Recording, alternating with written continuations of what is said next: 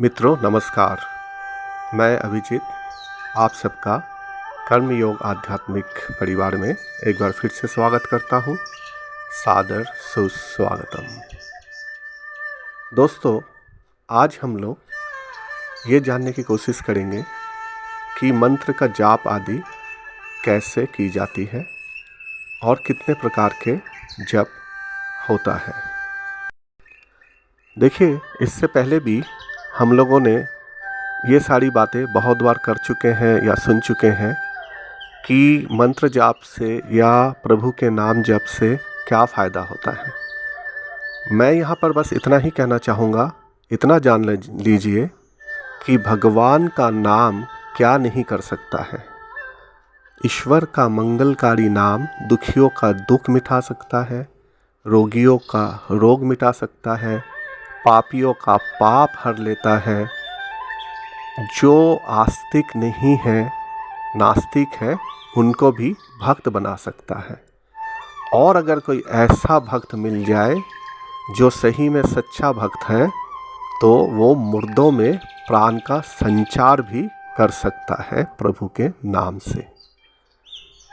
और इतना जान लीजिए कि जैसे झूठे शब्द, गलत शब्द आपस में कलह या झगड़ा पैदा कर सकता है, वैसे ही ईश्वर का नाम आप सब में कल्याणकारी भाव पैदा कर सकता है। हम सभी का उद्धार कर सकता है ईश्वर का नाम। आइए, आप जानते हैं कि जप कितने प्रकार के होते हैं। जप जो है वो मुख्यतः 4 प्रकार के होते हैं: वाचिक जप, उपांशु जप, मानसिक जप और अजपा जप। वाचिक जप वो होता है जब हम मंत्र को जोर से उच्चारण करके करते हैं, जो औरों को भी सुनाई देती है। वाचिक जप मुंह से जोर जोर से बोल के किया जाता है। शास्त्र अनुसार ये कम फलदायक होता है। दूसरे नंबर पे आते हैं उपांशु जप। जब जुबान और होठ इस प्रकार मंत्र उच्चारण करें कि जिसमें केवल होठ कंपित होए और स्वयं ही सुन सके, इतना ही जोर से मंत्र का उच्चारण हो, तो उसे उपांशु जप कहा जाता है। ये मध्यम फलदायक होता है। तृतीय प्रकार के जाप होता है मानसिक जाप। जैसे कि नाम से ही पता चल रहा है कि ये जप केवल अंतर्मन से किया जाता है। इस तरह जाप करने के लिए सुखासन या पद्मासन में ध्यान मुद्रा लगाई जाती है। वैसे तो गुरु आज्ञा से चलते फिरते, उठते बैठते कभी भी आप मानसिक जाप कर सकते हैं। शास्त्र अनुसार मानसिक जाप सर्वोत्तम फल प्रदान करता है। आइए अब जानते हैं अजपा जप किसे कहते हैं। अजपा जप वो साधना है जिसमें साधक अपनी प्रत्येक श्वास को शिव के रूप में मानकर उसी की साधना करता है।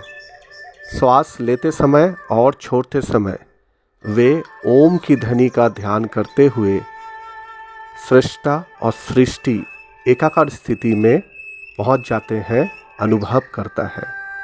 इसमें किसी प्रकार की माला या कर माला की आवश्यकता नहीं होती है, बल्कि सांस को ही माला मानकर जप करने का विधि इसमें बताई जाती है।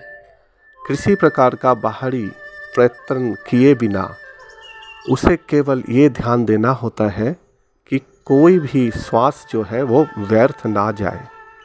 इसकी शुरुआत इस तरह से की जाती है कि जैसे मुझे जाप करना है ओम काली, तो जब मैं श्वास अंदर खींचूंगा तो ओम शब्द का उच्चारण करूंगा मन ही मन, और जब श्वास छोड़ूंगा तो काली कह के छोड़ूंगा। यानी सांस अंदर गया ओम, श्वास बाहर आया काली। तो इसी स्थिति में जाप करते करते आप अजप अजप में अभ्यस्त हो जाते हैं। आगे आप इस वीडियो के चित्र में देख सकते हैं कि जब हाथों द्वारा अगर की जाए यानी करमाला द्वारा की जाए तो उंगलियों को कैसे काउंट की जाती है, यानी गिनती कैसे आपको बनाए रखनी होती है। हमेशा दाहिने हाथ से ही आप जाप करें और उंगलियों के बीच में कोई भी गैप ना हो, ये ध्यान रखें। हो सके तो हाथों को किसी कपड़े से ढाक लें और इस जाप को करते हुए उंगलियों को किस तरह से आपको गिनती में रखना है वो एक बार ध्यानपूर्वक चित्र में देख लें। एक बात का और ध्यान रखें, जो चित्र आप यहाँ देख रहे हैं उसमें जो काउंटिंग मैंने यहाँ दिखाई है ये केवल और केवल मात्र पुरुष देवताओं के लिए ही विधि अपनाई हुई है। आपको जब पुरुष देवता जैसे शिव जी हो, विष्णु जी हो, ऐसे इनके लिए जाप शुरू करना है तो अनामिका का दूसरा पर्व से आप शुरू करेंगे। 1, नीचे वाले को 2, फिर कनिष्ठा उंगली के नीचे का 3, मध्यमा 4, सबसे ऊपर 5, फिर अनामिका के सबसे ऊपर 6, मध्यमा उंगली के सबसे ऊपर 7, तर्जनी उंगली के सबसे ऊपर 8, मध्यमा 9 और अंतिम पर्व 10 गिना जाएगा। साथ ही मध्यमा उंगली के जो 2 पर्व बाकी रह गए, मध्यम और अंतिम, इनको सुमेरु क्षेत्र कहा जाता है। जाप करते हुए इनको नहीं गिनना है, ना इनको छूना है। अगर इनमें जप आ जाती है तो आपका जप का जो फल है वो आपको प्राप्त नहीं होते हैं। ऐसे ही 8 बार अगर करना है तो मध्यमा उंगली के सबसे नीचे वाला पर्व से शुरू की जाती है। उसको 1, कनिष्ठा के नीचे 2, मध्यम 3, ऊपर 4, फिर अनामिका के ऊपरी भाग 5, मध्यमा 6, तर्जनी में 7 और 8। बाकी जो 3 पर्व छूट गए, अनामिका का मध्यम और मध्यम उंगली के दोनों, ये सुमेरु क्षेत्र में आता है। यहाँ पे जाप आपको नहीं करनी है।